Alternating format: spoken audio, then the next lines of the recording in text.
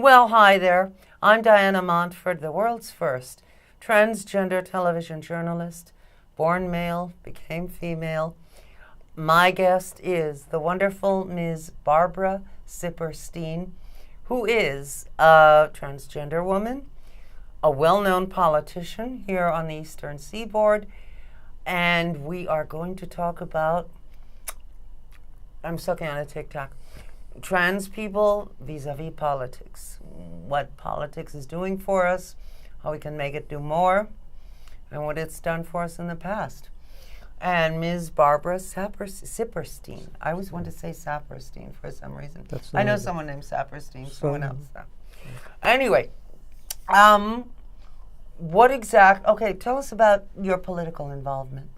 Well, it really started back around 2000 to early 2001 when some local activists, some were actually in New York, like Diana Cartwright, who transitioned on the job for the New York Times. She was an editor, but she lived in New Jersey, and not only being active. Her name was Donna Cartwright. Did I say Diana? You did. Donna Cartwright. I'm Diana. She's Donna. You are, okay. Donna, Terry McCorkle, longtime Jersey activist, and a couple of other folks, and they invited me to join this group, Gender Rights Advocacy Association of New Jersey, Grange. And I was just starting to learn, really. I had, as I told you, I lived kind of a double life. We had a house, and I also had a little condo on the other side of town, so any of my dressing wouldn't be around the kids. Right. And we hosted, for the first year, meetings at our condo. That's great. And for the most part, I just... transgender meetings. Yeah. And at that point, I was certainly learning. But I think the biggest awakening was in the spring of 2001.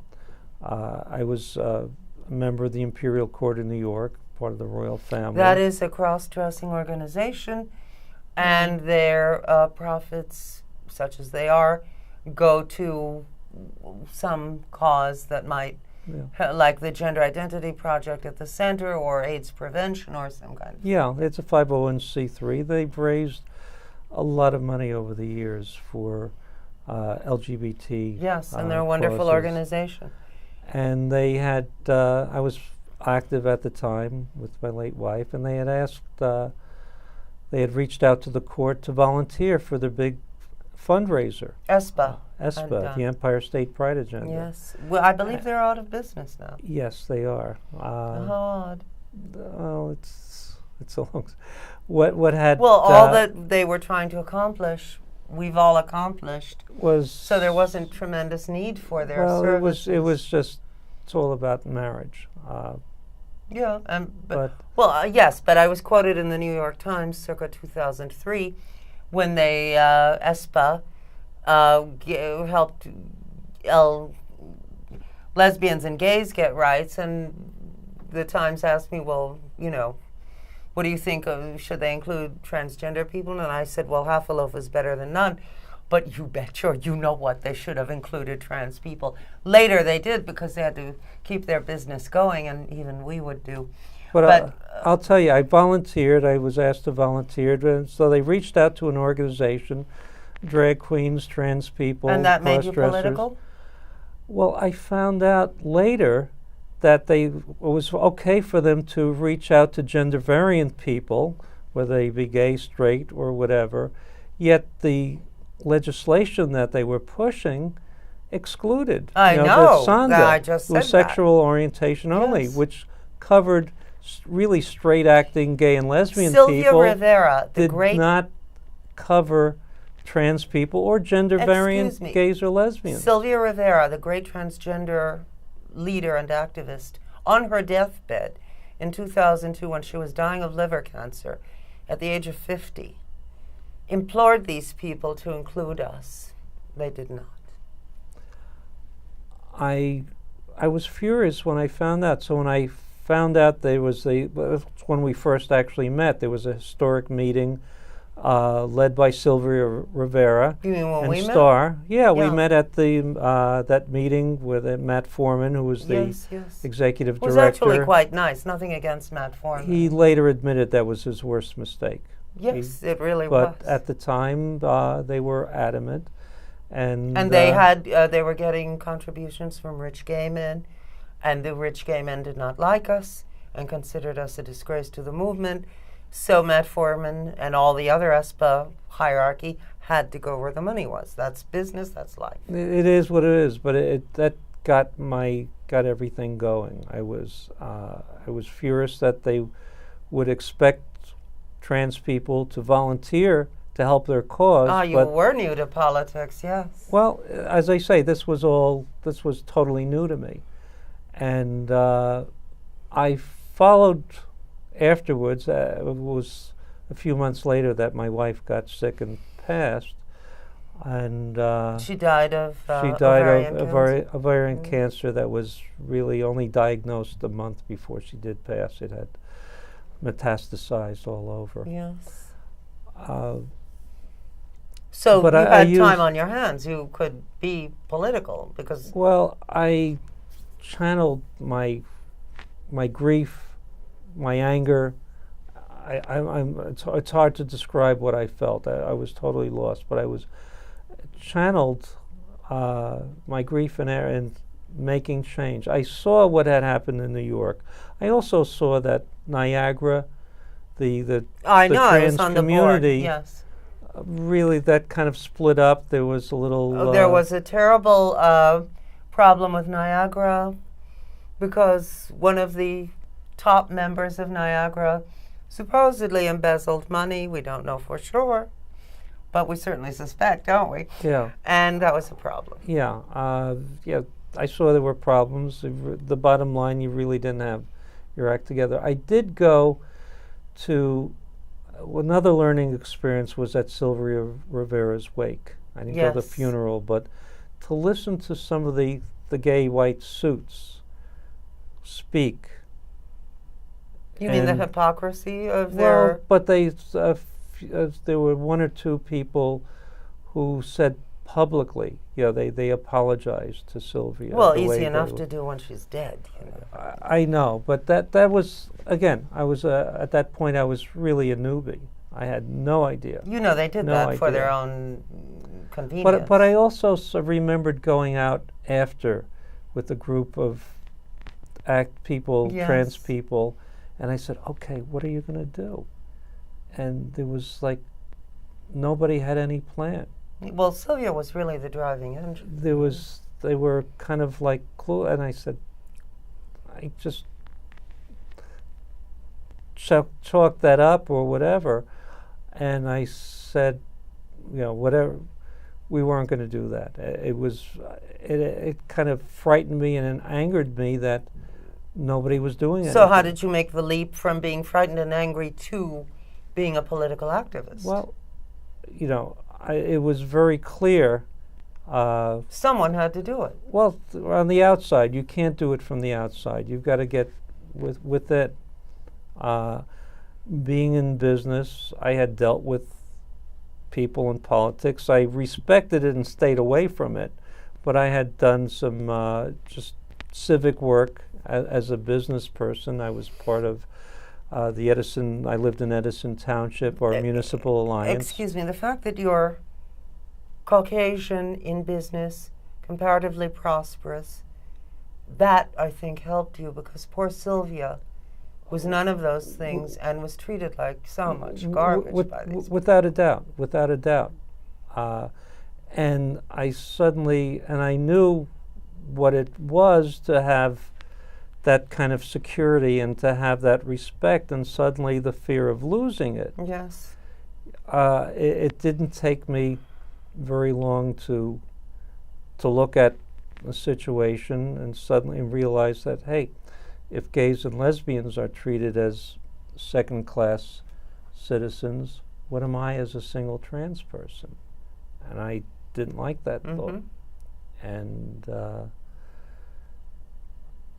I got involved. I got involved originally with our group Grange, and we were able to, when the national group pushing for New Jersey's anti-bullying law was GLSEN, they had some local folks that were, they were adding sexual orientation language, but not gender identity expression language. And How they did were you get afraid. them to add it? Well, we didn't. We did it ourselves. And they We did didn't it. object? Well, they had no. We, you know, if you can't do something one way, you figure a way around it. Now, the very first success I had was I did it actually as a male, because I happened to know my work as a volunteer with our local municipal alliance. It just so happened that this chief sponsor in the Senate was my local state senator, who knew Barry from meeting. Barry is your former name, your boy name. Yeah, as chit chat, and knew I played Schmoozing tennis. at parties, that kind of thing. Yeah. Didn't do a lot of it, but it was there. So I actually kind of I said, my late wife was a teacher, or something that she was involved with the anti-bullying, and one of the other people, well, the other Grange members, her name was Mandy, but she was also a retired New York school psychologist, Manny Feinberg, and very articulate. A trans woman? Trans woman, but appeared as male, as in the male. I see, yes. As the retired school psychologist. Yes. And testified, and we got that language put in committee. Good. And But that's my whole point. If you can't do it one way, you do it but it seems way. that only upper middle class Caucasian males can sway other upper middle class Caucasian males. You've got to talk the language. When in Rome, do as the Romans do. Yes, but so many people are disenfranchised, undereducated, starving to death, and don't know the language. I realize that, but why aren't it didn't matter. It's something we shared. Yeah. Yes, but honestly, all trans women are not sisters because of the huge class divide, socioeconomic divide. But that doesn't stop me as someone with the education, yes, and with the ability to communicate with other people, from helping others. Yes, yes. How else My is point it is done? that if you hadn't existed and Mandy hadn't existed, there would be a big problem. It would have been a problem. Yeah. Yes, but that was the first thing. Then the next thing, I got involved as Babs, and it was, we got with domestic partnership. Although the legislation didn't help us as trans people, no, but still. it got myself, a couple of others, it got us in kind of the infrastructure. Right. Yes. And we showed that we were going to help them, but we expected something. Did you get something in return? We got some publicity. They did try, one group did try and shut me out, but I kept on showing up. What group was that? There were people from the old coalition. There were some people, I don't want to cast a pall on the entire group because most of them were friends, but some people, and I don't think it was because they didn't want to, but because they were politically not that powerful, and there was that fear. Yeah, sure. That we fear would that cheapen and drag down their movement with our trans presence. So I understood that. People understood us. Aren't you tired of understanding them? Let them understand us for a while. Yeah, but you do that, but you've No, still got to get a seat at the table. Sure. If you don't totally agree. If you don't get a seat at the table, you're just an outcast and a weirdo. Well, and you're probably the lunch. Right. You've, and I never forget. I may not say anything, and there's always, sometimes there's payback, but you're in a real world, and the important thing is to get things Results, done exactly. at the bottom line. And sometimes people will change, but you do need political capital. Yes. It's the only way to get political rights.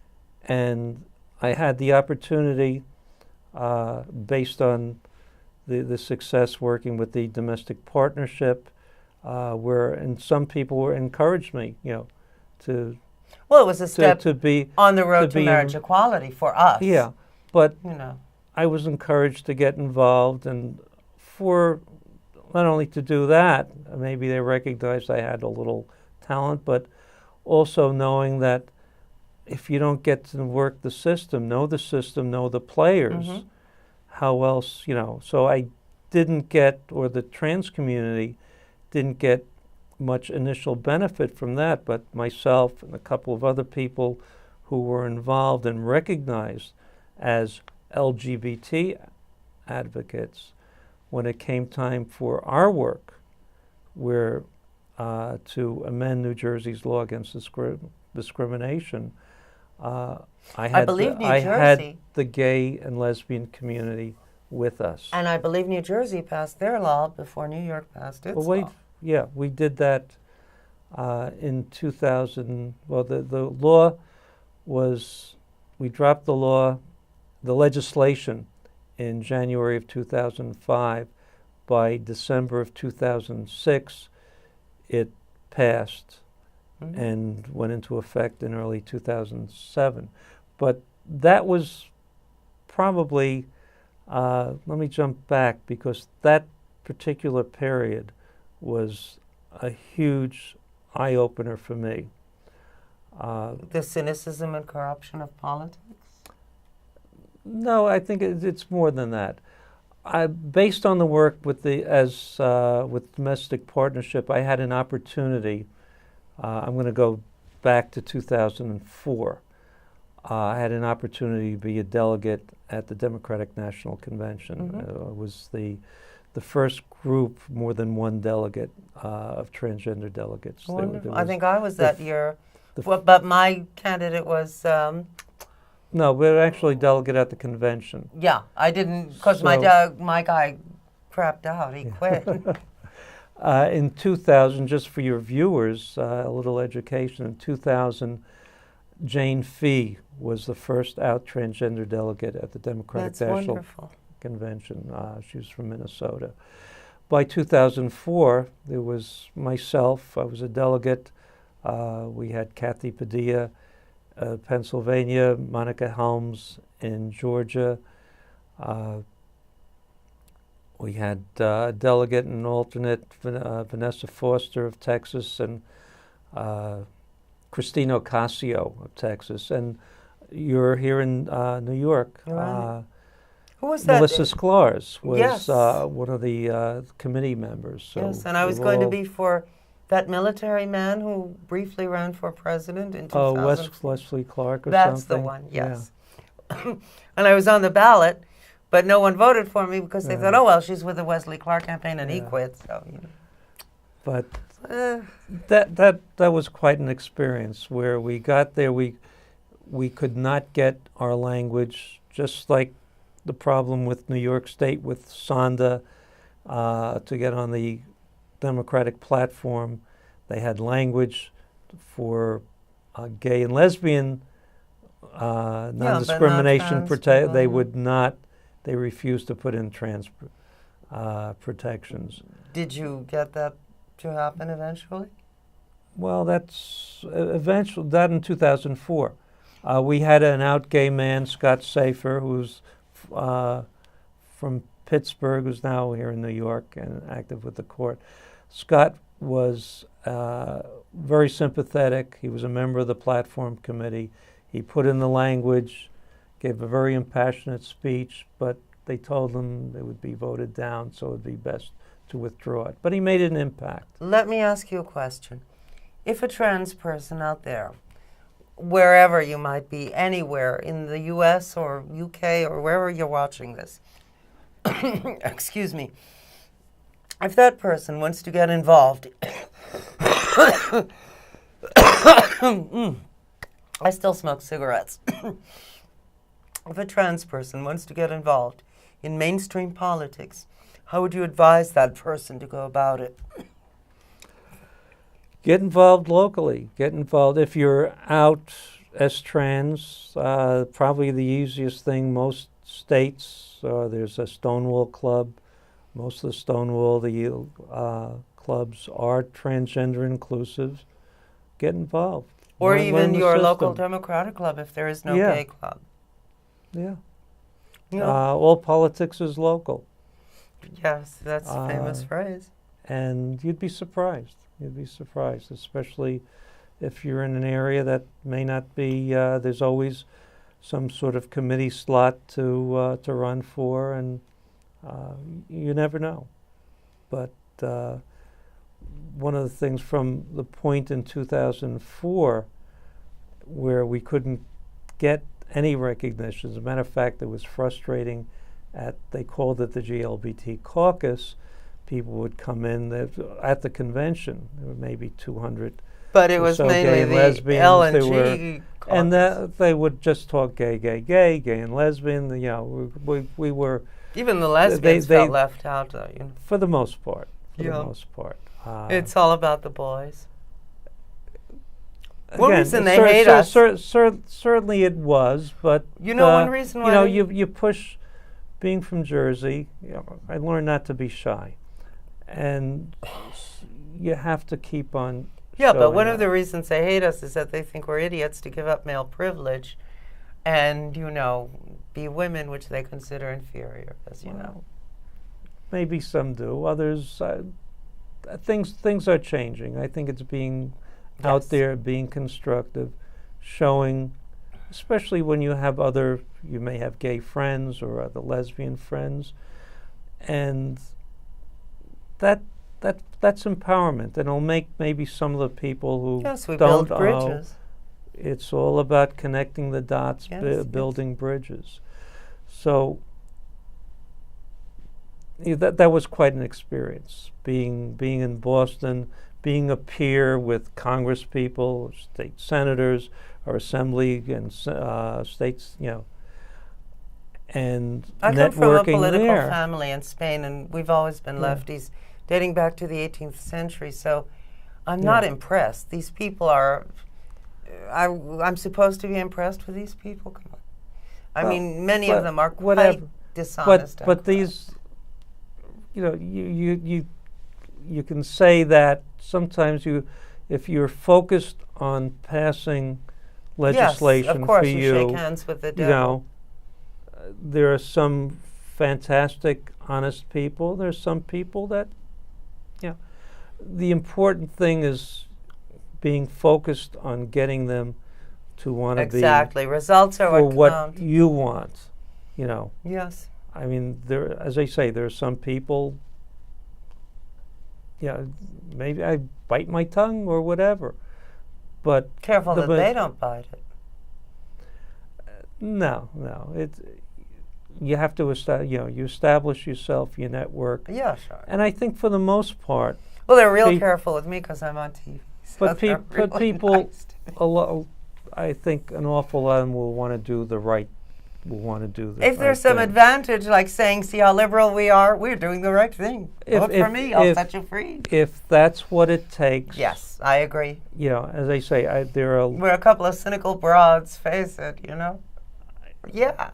In some cases, yes, but for the most or they may be, you're not going to agree with them on everything, and some you may not. But as long as you get them to agree, this is a common area, transgender rights, this respect. What do you think of North Carolina? No peeing allowed. It's a travesty. It's ridiculous. An interesting it's choice gonna of hurt words, them. yes. And it is, and it's going to hurt them. And I hope people come out and really vote the clowns out. Yes. It's strictly political. But I wanted to make the one point. Make it fast. We only have 2 minutes. Okay. Coming back from the convention in 2004, when we put our legislation in the assembly in 2005, we had sponsors. I couldn't find a sponsor in the Senate. For our law. For the legislation, the trans legislation. And I went to people that I knew. Cut it down. We have no time. They wouldn't, good-meaning people wouldn't sponsor it because they thought we would fail. And that was the stigma of being transgender. And that's changed now. The bottom line, we passed the law in the shortest period of time of any of the states that had it, 102 to 8, total no-brainer. Okay, good. Anyway, my guest has been transgender woman and transgender politician, Ms. Barbara Siperstein, who, as you've heard, has had a long and active career in politics and tries to get those bums to give us our damn rights. And sometimes, often, she succeeds, which is very nice. Anyway, and quickly, how can they contact you? babsc@aol.com. Okay, and if you have any questions about how you can enter politics in your area, you might ask Barbara, because she certainly knows. And I'm Diana Montford. This has been the Diana Montford Show. My guest has been the wonderful transgender lady and politician, Ms. Barbara Siperstein, who, as I've said, has certainly done a lot for the transgender community. Anyway, I love you a lot. Even if no one else loves you, even if you've never voted, I love you. I love you a lot. And I want you to take real good care of yourself. And I'll see you next time. And you know that I love you, so at least somebody loves you, right? I'll see you next time. Love you a lot. Bye.